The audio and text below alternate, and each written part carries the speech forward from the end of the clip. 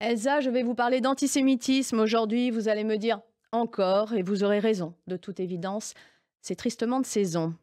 Ce qu'a dû subir Eden Golan, 20 ans, est une honte. La candidate israélienne au concours de l'Eurovision, qui se tenait en Suède, sort symboliquement victorieuse d'un calvaire qui raconte la volonté de faire taire la voix du 7 octobre. Il ne faudra pas oublier les 12 000 manifestants défilant à Malmö contre cette participation. Greta Thunberg en tête, kéfiée sur les épaules. À chaque fois que l'on reverra la jeune Eden, il faudra repenser aux 100 policiers nécessaires à sa sécurité, au drone et à l'hélicoptère pour la protéger, à son interdiction de quitter sa chambre d'hôtel aussi. Il faudra se souvenir de son courage, elle qui dut s'entraîner à se produire sous les vociférations et les cris, demandant à ses équipes de la huer, tandis que, téléphone portable en guise de micro, elle chantait.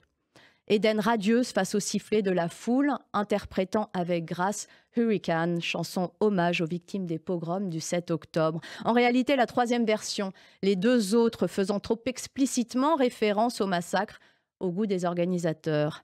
Il y a 3 ans et demi, bien avant la moindre opération militaire à Gaza, la jeune April Benayoun, 21 ans, élue dauphine de Miss France, fut victime d'antisémitisme sur les réseaux après avoir dévoilé les origines israéliennes de son père.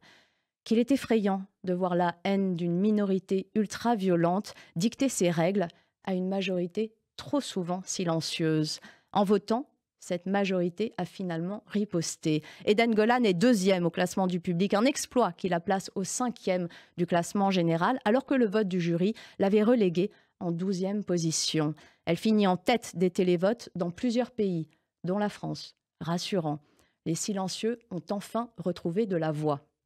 Elsa et nos auditeurs, vous pourrez lire ce billet dans la revue Franc-Tireur en kiosque cette semaine. Vous y lirez ce billet, mais aussi le franc-parler de Caroline Fourest, bien sûr. Ça s'appelle MeToo et les corbeaux, où il est question de MeToo, évidemment, de ce que cette formidable révolution sociétale doit rester, et de la tentation de la délation aussi, dont il faut apprendre à se garder, voire parfois à se départir. Caroline Fourest fait le point d'un mouvement qui met sous tension le monde du cinéma alors que nous sommes au premier jour du Festival de Cannes.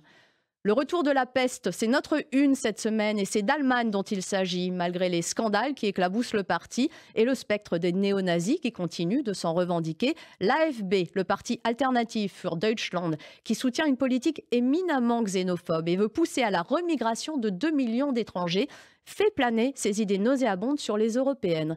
C'est une enquête d'Alain Offray.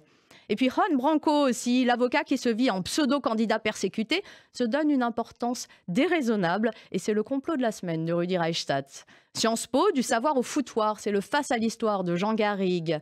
Que sont nos étudiants devenus et comment cette école, qui fut autrefois celui dont le fondateur prit ouvertement la défense de Dreyfus, se retrouve aujourd'hui à flirter bras dessus et pieds dessous avec l'antisémitisme.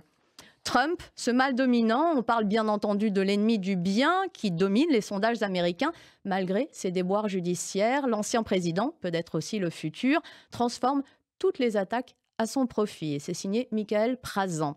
Dans l'œil de Cire, cette semaine, Benjamin Cyr nous parle de Reconquête, le parti d'extrême droite dément être à l'origine d'affiches promettant un avenir aux enfants blancs, mais aussi d'un bar LGBT+, de Nantes et qui n'est pas au goût de certains catholiques du coin, en cause une affiche, ni plus ni moins.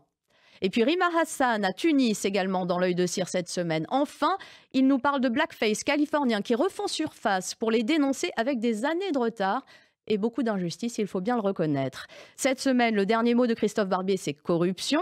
Le portrait qui fâche est signé David Medioni et c'est de la députée européenne du Rassemblement national Virginie Joron dont il s'agit, VRP du pire.